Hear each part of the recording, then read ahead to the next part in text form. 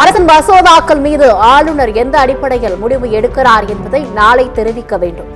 தமிழக அரசிடம் 24 மணி நேரத்தில் ஆளுநர் பேச வேண்டும் என உச்சநீதிமன்றம் அறிவுறுத்தல்.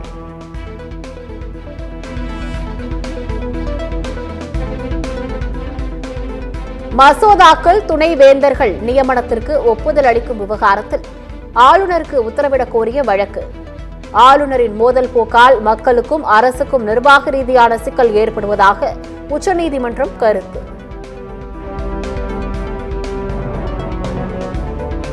அண்ணா பல்கலைக்கழக மாணவி வழக்கில் பத்திரிகையாளர்களின் துன்புறுத்தக்கூடாது என உயர்நீதிமன்றம் கண்டிப்பு. பத்திரிகையாளர்களின் செல்போன்களை மீண்டும் ஒப்படைக்க சிறப்பு புலனாய்வு குழுவிற்கு உயர்நீதிமன்றம் உத்தரவு.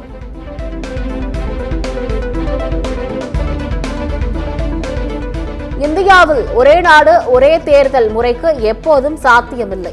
சோவியத் யூனியன் போல் இந்தியா சிதறும் என மாநிலங்களவையில் எம்பி வைகோ ஆவேச பேச்சு.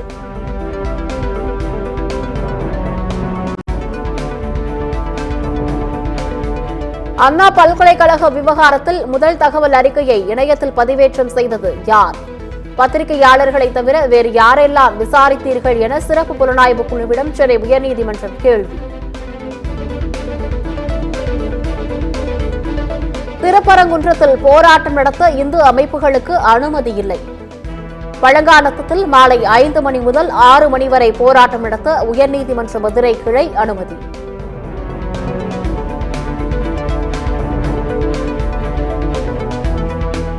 திருப்பரங்குன்றம் மழை விவகாரத்தில் மதுரையில் 144 தடை உத்தரவு பிறப்பிக்கப்பட்டதை எதிர்த்து தொடரப்பட்ட வழக்கு. மற்றொரு பாபர் மசூதி பிரச்சினையாகிவிடக்கூடாது என உயர்நீதிமன்ற மதுரை கிளையில் தமிழக அரசு வாதம்.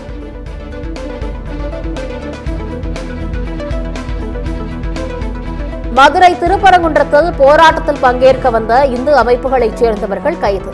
குண்டுக்கட்டாக இழுத்துச் செல்லப்பட்டு கைது செய்யப்பட்டதால் பரபரப்பு.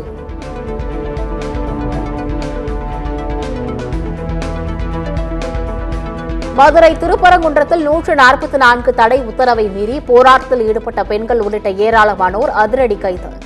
தென்மண்டல ஐஜி 10 மாவட்ட எஸ்பிகள் குவிக்கப்பட்டும் போராட்டம் நடத்தியதால் காவல்துறை நடவடிக்கை.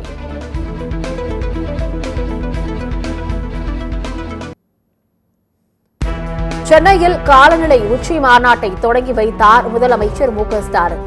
காலநிலை மாற்றத்தை அறிய இந்தியாவிலேயே முதன்முறையாக மாநாடு நடத்தியது தமிழகம்தான் என முதலமைச்சர் ஸ்டாலின் பெருமிதம்.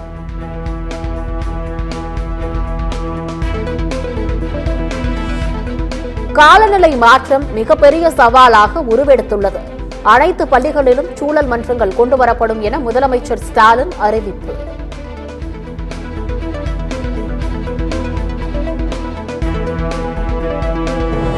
காவிரி ஆற்றின் குறுக்கே புதிய அணை கட்ட யாருக்கும் அனுமதி வழங்கவில்லை. மத்திய நீர்வளத்துறை இணையமைச்சர் ராஜ்பூஷன் சௌத்ரி திட்டவட்டம்.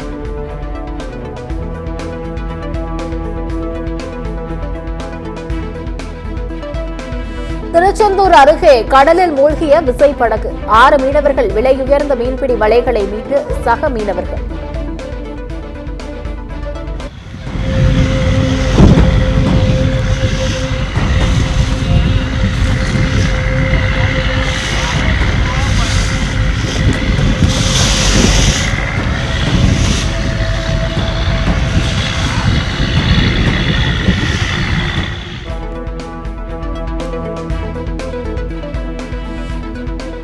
கள்ளக்குறிச்சி மாவட்டம் வடகணத்தல் கிராம நிர்வாக அலுவலர் மீது சாணியை வீசி தாக்கிய கிராம உதவியாளர்.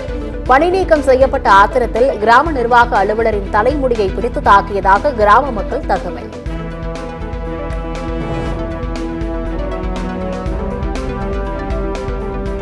கர்நாடக மாநிலம் கோலார் மாவட்டத்தில் ரயில் நிலையத்திற்குள் புகுந்த கார். மதுபோதையில் கட்டுப்பாட்டை இழந்த ஓட்டுநர் காரை தண்டவாளத்திற்குள் சொருகியதால் பரபரப்பு. கிளாம்பாக்கம் பேருந்து நிலையத்தில் காத்திருந்த 16 வயது வடமாநில சிறுமி ஆட்டோவில் கடத்தல். ஆட்டோவில் பாலியல் தொல்லை கொடுத்ததாக சிறுமி அளித்த புகாரின் பேரில் சிசிடிவி அடிப்படையில் போலீசார் விசாரணை.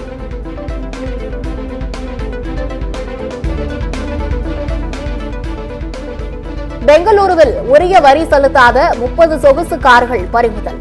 Ferrari, Porsche, BMW, range rover உள்ளிட்ட விலை மதிப்புமிக்க கார்கள் பறிமுதல் செய்யப்பட்டு உரிமையாளர்களுக்கு நோட்டீஸ்.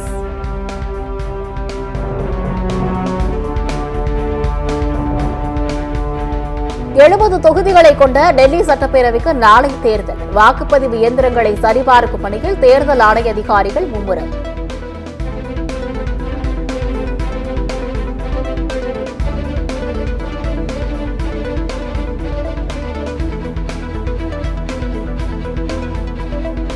ஈரோடு கிழக்கு தொகுதி இடைத்தேர்தலுக்கு தயாரானது வாக்குச்சாவடி மையங்கள். மாநகராட்சி அலுவலகத்திலிருந்து இவிஎம்களை எடுத்து சென்ற தேர்தல் அதிகாரிகள்.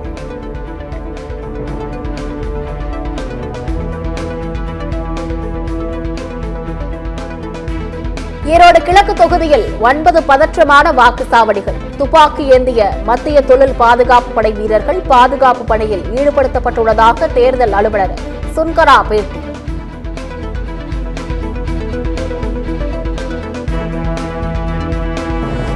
மும்பை பங்குச்சந்தை குறியீட்டு எண் சென்செக்ஸ் 1000 புள்ளிகள் உயர்வு. மும்பை சென்செக்ஸ் 78,207 புள்ளிகளில் வர்த்தகம்.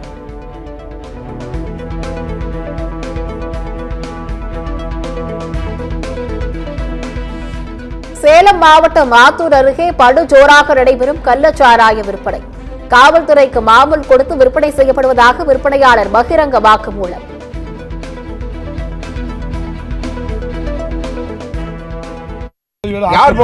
இந்த கள்ளச்சாரம் ஏற்கனவே அங்க வந்து கள்ளக்குறிச்சி செத்து சுண்ணாம வராங்க. என்ன யார் கட்டி இது விக்கிறீங்க? ஜோதிவேலுங்க. எந்த ஜோதி வேலை? வீடியோ எடுக்காங்க. போலீஸ் எல்லாம் பணம் கொடுத்து ஓட்டுறோம். யார்? திருப்பூரில் தனியார் கெமிக்கல் குடோனில் திடீர் தீ விபத்து. குடோனில் இருந்த ஊழியர்கள் அவசரமாக வெளியேறியதால் உயிர் சேதம் தவிர்ப்பு.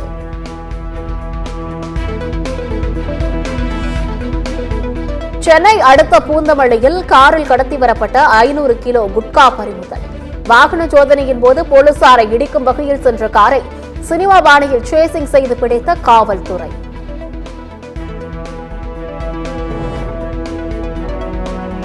சென்னை வண்ணாரப்பேட்டையில் 9 ஆண்டுகளாகியும் முடிக்கப்படாத சுரங்கப்பாதை பணிகள். விரைந்து முடிக்க கோரி பொதுமக்கள், மாணவர்கள் சாலை மறியல்.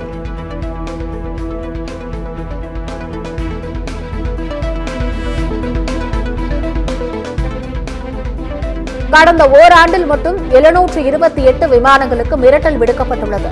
மத்திய சிவில் போக்குவரத்து துறை அமைச்சகம் தகவல்.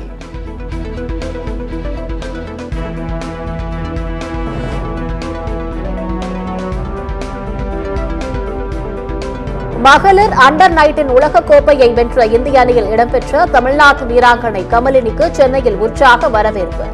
கடின உழைப்பிற்கு கிடைத்த வெற்றி என நிகழ்ச்சி பேட்டி.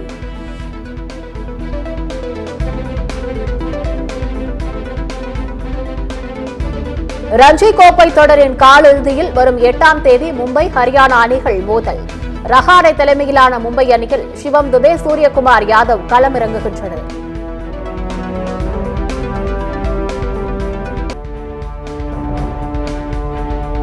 குடியரசுத் தலைவர் உரை மீது நன்றி தெரிவிக்கும் தீர்மானத்தில் மக்களவையில் பிரதமர் மோடி உரை. நாட்டின் வளர்ச்சிக்கு அடுத்த 25 ஆண்டுகள் மிகவும் முக்கியமானது என பிரதமர் பேச்சு.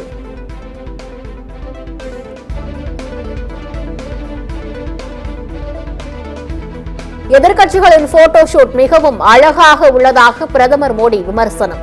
ராகுல் காந்தி, கெஜ்ரிவால் உள்ளிட்ட எதிர்க்கட்சித் தலைவர்களை சாடி பிரதமர் பேச்சு.